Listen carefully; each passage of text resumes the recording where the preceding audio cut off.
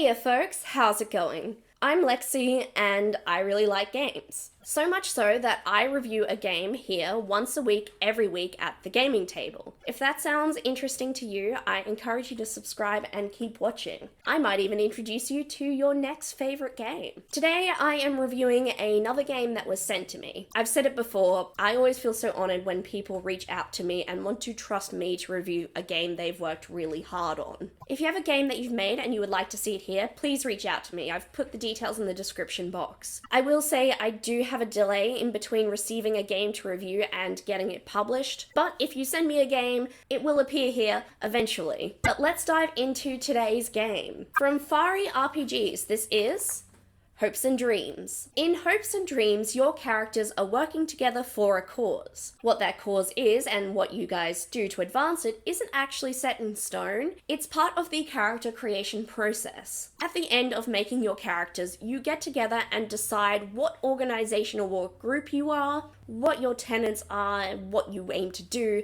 and what lines you might believe you should not cross. To fill this out, you are given a little 2-page spread of prompts to answer together. You do all start with the phrase of, "We are dreamers." Towards the end, you even get to discuss where your secret hideout is, which is located in the city of Ansbach. This city has experienced rapid industrial growth recently. They've also recently had a failed revolution crushed by the authorities known as the Ministries. The Ministry was able to crush this rebellion by working close with the Citadel, who made magical robots to go in and crush the rebels. The Citadel is capable of a lot of strange and dangerous magic, and sometimes the game has you wondering who's controlling who. Your description for the city of Ansbach mostly covers general descriptions of different districts that you might be in. It will tell you roughly what happens in this district and whether or not this district is going to be sympathetic to your cause or hostile. Magic is everywhere in the city, but it is mostly controlled through the Citadel. Magic is done by using runes to connect items, buildings, and other things to the flow of magic to get it to do what you want. The Citadel controls most of the magic. They have the most resources and the most practitioners. Sometimes what they are up to is shielded from the public eye. The people of Ansbach are generally pretty downtrodden from the recent past, but there is a spark for organizing and resistance in this city. To play Hopes and Dreams, you're going to need, of course, a group of people, a game moderator, your copy of the rules, some printouts or photocopies of pages, some writing utensils, some D6s, and a couple of things you can use as tokens. I briefly mentioned that setting up your group of rabbles is a collaborative process. So now I'm going to briefly cover each character type that you can play in the game. They each get their own kit, which outlines what they are good at. There is the Gearhead, who is your sort of mechanic and tinkerer. There's the Fox, who's good at stealth and speed. The Bruiser, who is your muscle. The Good Eye, who are great at ranged weapons and spotting hidden things. And the Suit, who does a lot of the charming and face stuff for the group. Each of these types of dreamers has a list of skills that they are good at. There's no generic list that some are good at and some aren't. The skills do often require some kind of condition to be fulfilled for that skill to apply. For example, the Fox, when surrounded, can drop a smoke bomb and run away undetected. Not a lot of other people would be great at that one. Hopes and Dreams uses mostly a dice pooling system with D6s. Generally, you'll be using 3. When the players want to do something, they start with 1d6. This just represents the sort of will to do things. Then if they can find a skill of theirs on their list that they think will aid them in this situation and everyone in the group agrees that it will work, they add another d6. Lastly, you can spend a hope point to add another d6 to the roll. This sort of represents the character putting their whole heart into it. The game master then also builds their own pool. A d1 represents something they should be able to achieve without much trouble, and a d3 is something difficult. The game moderator and the player rolling then roll their pools of die and compare their die with the highest result. Generally, the players want to beat the game moderator's highest number.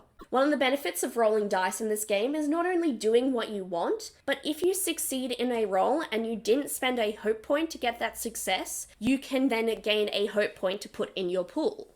This game manual also suggests that if you want to swap out an ability with one of the Dreamer kits and put in your own, and everyone thinks it's a pretty above board situation, most of the skills that come with the Dreamer kits make rolling a extra die free, or they give them an advantage in a certain situation. Each of these abilities has to have some sort of circumstance for them to be applied, such as the fox one I mentioned earlier. I really appreciate it when game manuals explain the logic behind the rules so that people can put their own spin on it. People tend to modify their tabletop games when they get them to the table anyway, and embracing that, in my opinion, helps people not only do it easier, it helps them keep it roughly in the design principles that came with the game. I honestly have basically described all the mechanics in the game so far. It is D6s and some tokens. So I think this is a pretty cool game. It's super light, and if you are looking for a game that has this sort of interesting industrial punk feel,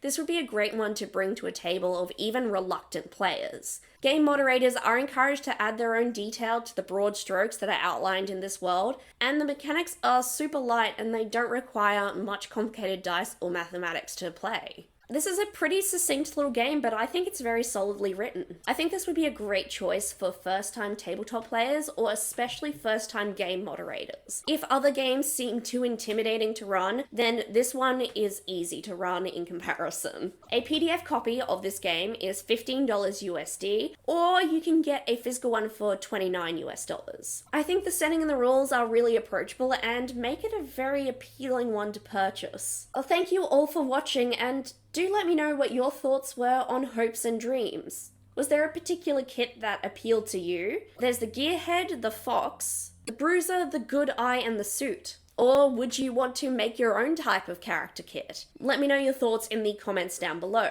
While you're there, I encourage you to like, subscribe, turn on notifications. It all actually really helps this channel get more notice. I also have a Ko-Fi page where you can donate to this channel. This really helps episodes like today happen. When game designers can't get me a physical copy, I am always happy to accept a digital copy. I then get that printed and bound so I can read them because I really struggle to read off of screens. The money that is donated to my Ko-Fi at the moment pretty much just goes to the cost of getting things printed and bound so I can bring reviews to you all.